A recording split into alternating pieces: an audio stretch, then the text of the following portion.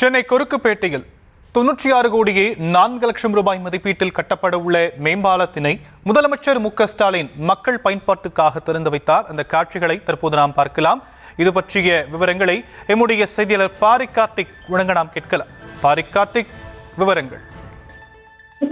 வணக்கம். வடசென்னை மக்களுடைய மிக நீண்ட நெடுநாள் கோரிக்கையான கொருக்குப்பேட்டை மேம்பாலத்தை தற்போது முதலமைச்சர்கள் அடிக்கல் நாட்டியிருக்கிறார். குறிப்பாக சென்னை பெருநகர தண்டையார்பேட்டை மாநகரத்தின் சார்பில் அதாவது கொருக்குப்பேட்டை மணலி சாலையில் இருக்கக்கூடிய கொருக்குப்பேட்டை எண்ணூர் நெடுஞ்சாலையில் ரயில்வே 2A சந்திக்கடலில் 75 கோடி ரூபாய் மதிப்பீட்டில் புதிதாக கட்டப்பட்டுள்ள மேம்பாலத்திற்கு அடிக்கல் நாட்டி பணிகளை தொடங்கி வைக்கிறார். அதே போல ரயில்வே 2B சந்திக்கடல் பகுதி 96.4 கோடி ரூபாய் செலவில் புதிதாக கட்டப்பட்டுள்ள மேம்பாலத்தை தற்போது முதலமைச்சர்கள் மக்களுடைய பயன்பாட்டிற்காக திறந்து வைத்தார்.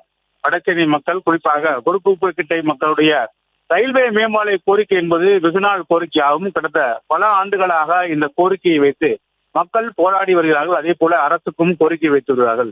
கிட்டத்தட்ட இந்த ரயில்வே கேட்டை கடப்பதற்கே பல மணி நேரங்கள் ஆகின்ற சொல்லில் நாள் ஒன்றுக்கு லட்சக்கணக்கான வாகனங்கள் செல்லக்கூடிய இந்த கொருக்குப்பேட்டை ரயில்வே பற்றியும் தொடர்ச்சியாக வாகனங்கள் அனுமதித்து நிற்கும். குறிப்பாக காலை மற்றும் மாலை வேளைகளும் வாகனங்கள் பெரிய அளவுக்கு நெரிசல் ஏற்பட்டு வரிசையிலே நிற்கும். அந்த வகையில் தொடர்ச்சியாக பொதுமக்கள் தொடர்ச்சியாக அரசுக்கு கோரிக்கை வைத்த அடிப்படையில் தற்போது புதிதாக 96.04 கோடி ரூபாய் செலவில் புதிதாக இந்த கட்டப்பட்டிருக்க மேம்பாலத்தை தமிழ்நாடு முதலமைச்சர்கள் திறந்து வைத்திருக்கிறார். மேலும் பொதுப்பணியுடைய சார்பில் பல இடங்களில் தமிழகம் முழுக்க பல்வேறு இடங்களில் மக்களுடைய கோரிக்கை ஏற்று மேம்பாலங்களும் திறக்கப்பட்டு வருகின்றன.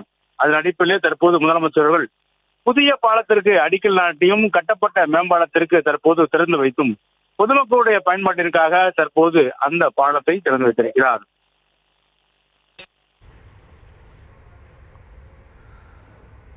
விவரங்களுக்கு நன்றி பாரிக் கார்த்திக்.